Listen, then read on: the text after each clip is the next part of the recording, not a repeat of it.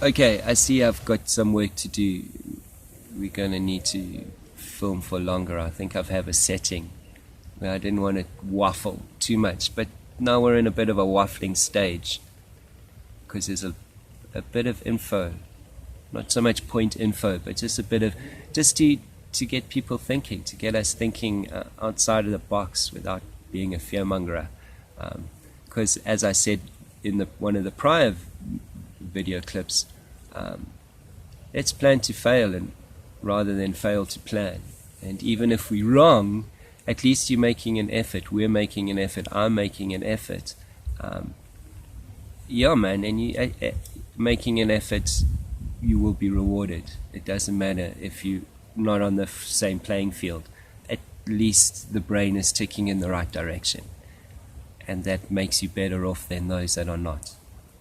Alright, man, so after unemployment, why? Because unemployment creates no money creates desperate people will do desperate things. And this is not necessarily about the virus, it's about the potential for what can happen if things go too far.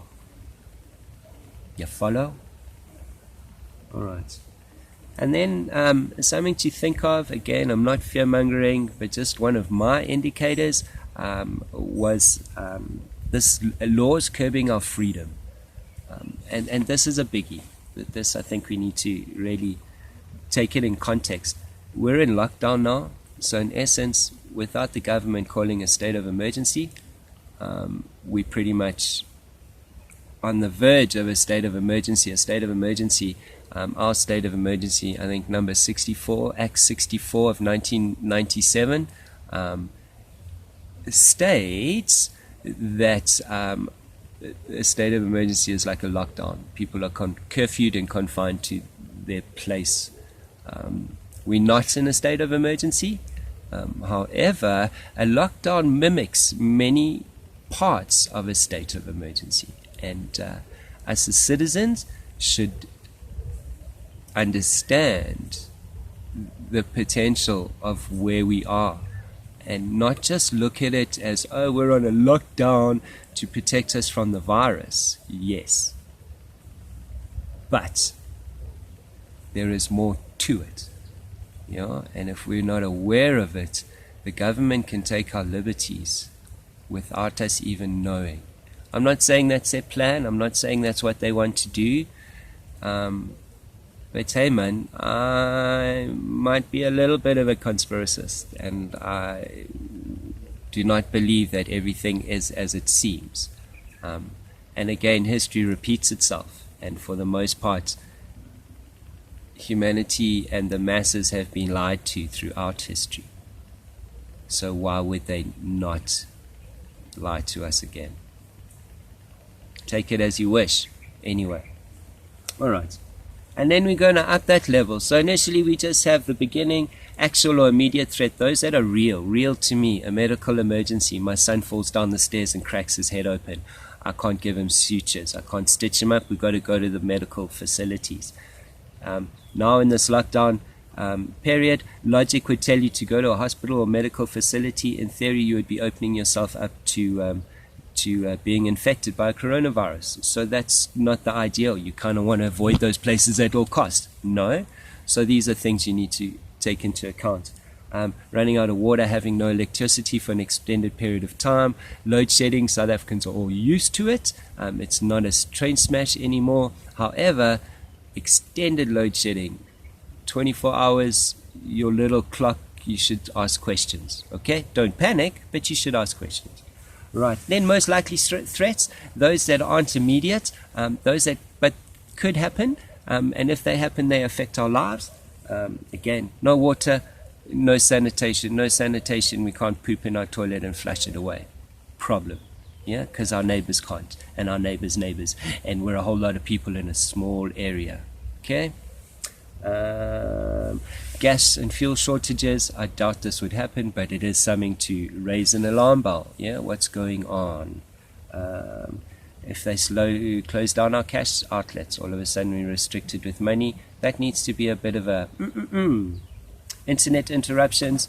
Yeah, if China had a whole lot of stuff happening with its interconnectivity, And that's the first sign that things are not okay. When we can't get information, we can't give information, we can't get what we want to say out there. We live in a world of freedom now, and we should be allowed it. So when it stops, those are liberties that we need to question why. Yeah, is it in the best interest of us or our government? Yeah, mass unemployment. And the freedom laws are things that we need to be aware of and know that when that starts happening, like there's potential for a bigger problem. Okay, and then the potential threats, man. These are they can happen. Will they happen? Let's pray that they never do happen. But again, plan to fail to plan. So something I've learned is find the worst case scenario. Kind of make a plan on the worst case scenario, and everything else is like a walk in the park. And I just want to say, other than my lady and people I know getting a bit spun out through mainstream media, for the most part as a family we're quite organized, quite prepared, and this hasn't been a panic for us, just because we kind of have a plan. Although it's very far from what's going on, it is a plan nonetheless, and it's paying off. Yeah. Right, potential threats, and these hopefully will not happen, but if they do happen, yeah, this is redlining it. Yeah, this is when you're in your car and you should be changing gear and your gearbox stops and you've got no brakes and your accelerator's flat. Yeah, you're going full speed, and yeah, you either got the skills to stop or you're gonna crash. That's kind of what these potential threats are, and this is kind of projecting now in an unlikely, in the event of maybe never happen. Food shortage. If we do run into a food shortage, you need to question why. Is it because people are panic buying and the systems and the stock is not keeping up with the buying? If so, no panic.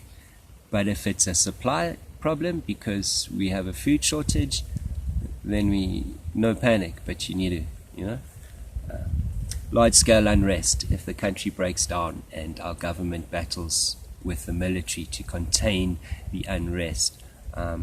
Just imagine if 1 million people die, what's going to happen to the psyche of this country.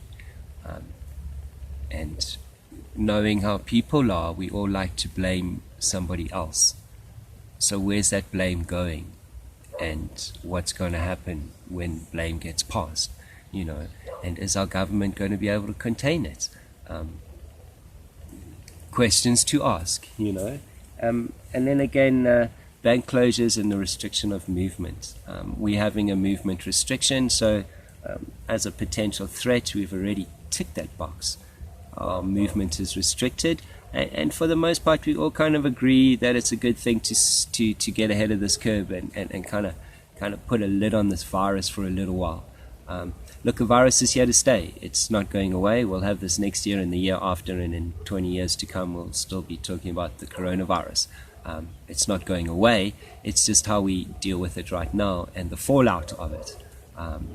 And I see our government is on the ball when it comes to that. They are well aware that there is a fallout coming.